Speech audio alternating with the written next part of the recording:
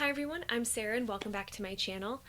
Today I'm going to be doing my Make Your Myth Taker TBR, which is a readathon happening throughout the month of June, hosted by the two women who do the Myth Take reads. I will link Ashley's video down below of announcing it and explaining it all. But I'm going to go ahead and share with you the books that I plan to read for the month of June. So the character I created is called Illyria Flint. She trained as a royal spy as a child and into her teenage years, where then she transitioned over to becoming a knight. She grew up on those kind of tales and legends of the famous knights and the glory you win in battle and the kind of prestige you get, and for an orphan spy that's kind of her main goal.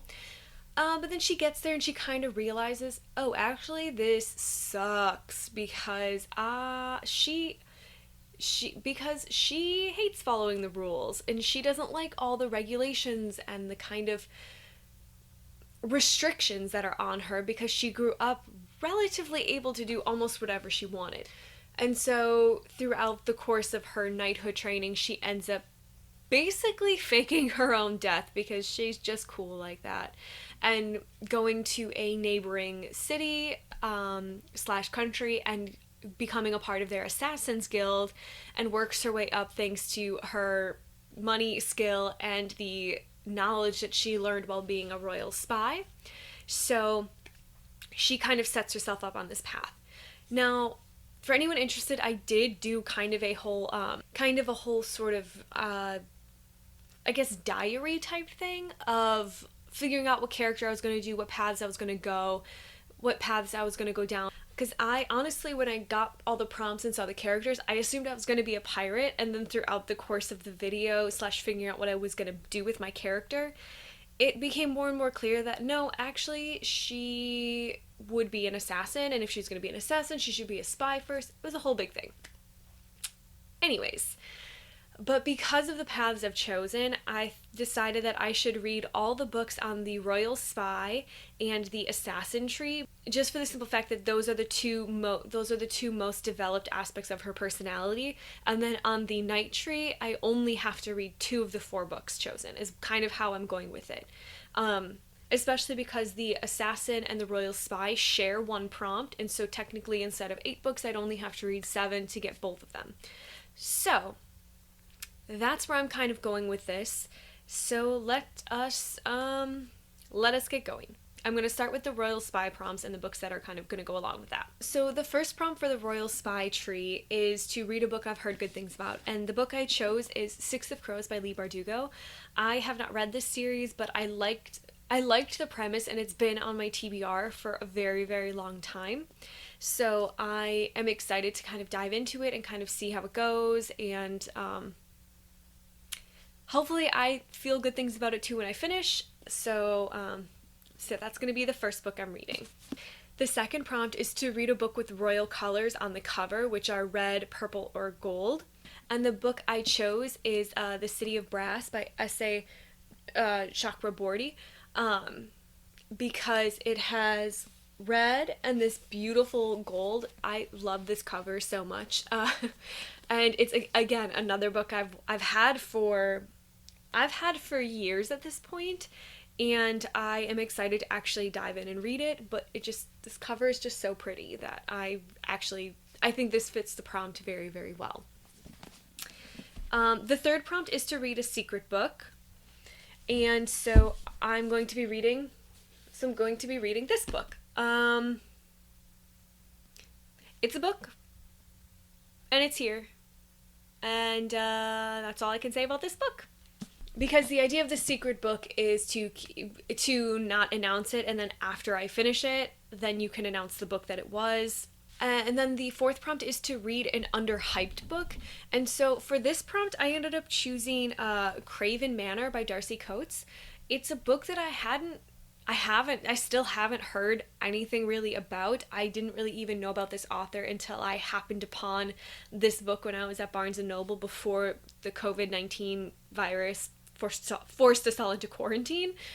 And I'm really into gothic fiction, and I don't love horror, but I like the tone of horror, and I think that's why I like gothic romance and gothic fiction so much. And this book is supposed to be similarly to, it is kind of a gothic horror, so I'm excited to give it a try. A little bit nervous because being completely alone might not be a great idea to read a horror book, but you know, we're here, we're gonna give it a shot. It's gonna be great. And then for the Assassin's Tree, I'm reading all of the books on that one as well.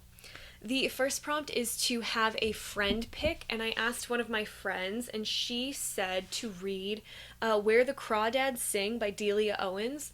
This is a book that I have heard a lot of people talk about, and it's kind of been in my peripheral, like in the back of my mind for a while, that it's a book that I have wanted to read, and so I'm excited to actually read this kind of with her, because she's also reading it this month, so she actually just wanted me to read it so she could talk to me about it. So I'm excited to read that one.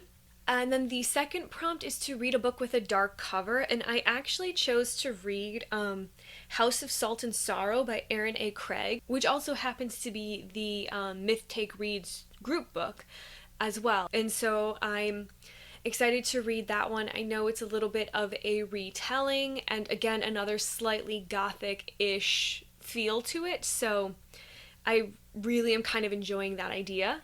The third prompt under the Assassin Tree is again the secret book. Stay tuned for that, I guess. And just to be clear, that is the same secret book from the Royal Spy Tree. It's just one secret book shared between the two tiers. And then the final prompt for the Assassin Tree is to have a quick read. And for me, Regency romance tends to be quick reads for me because I really, really enjoy them, and so I thought that I would reread an old favorite, The Duke and I by Julia Quinn. This is my favorite Julia Quinn novel to date, and so I thought this would be a good, fun, quick read for me, potentially in the rest of this, where some of the other ones might be a little bit heavier or more intense. This one would be a fun kind of welcome respite. And then finally we move on to the Night tier, or the Night Tree.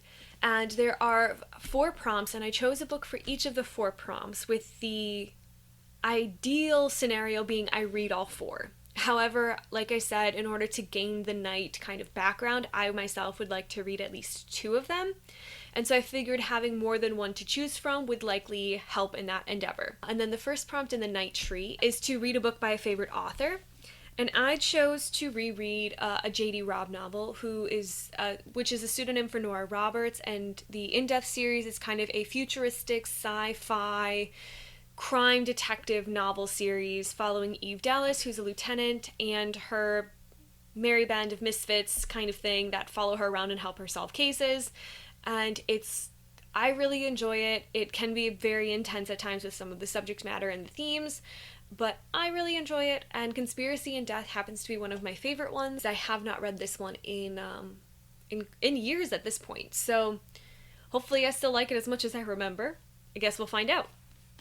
The next prompt on the Night Tree is to read a book with a weapon on the cover, and I chose The Assassin's Apprentice by Robin Hobb. I picked this book up at the beginning of May and read about 4 pages in, and then I just realized it wasn't calling to me at that time, so I put it down.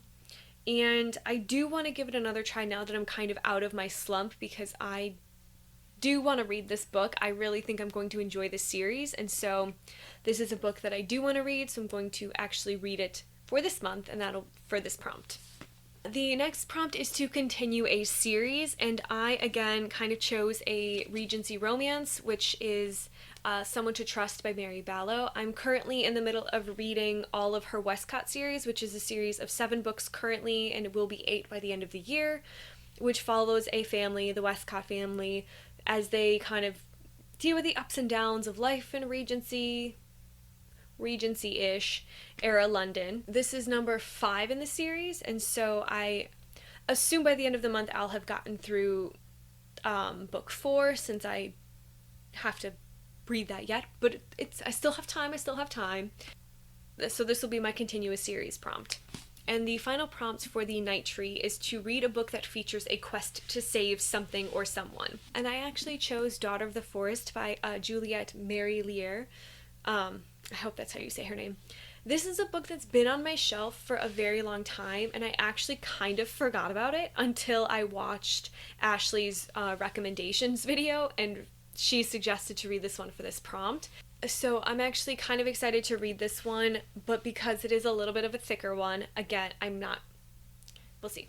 So those are the 11 books that I plan on trying to read throughout the month of June. I'm feeling pretty good about my list this time. Let me know in the comments if you've read any of these, if you're going to be reading any of these, if you're participating in any of the readathons this month, which ones. But thank you guys so much for watching, and I will talk to you guys later.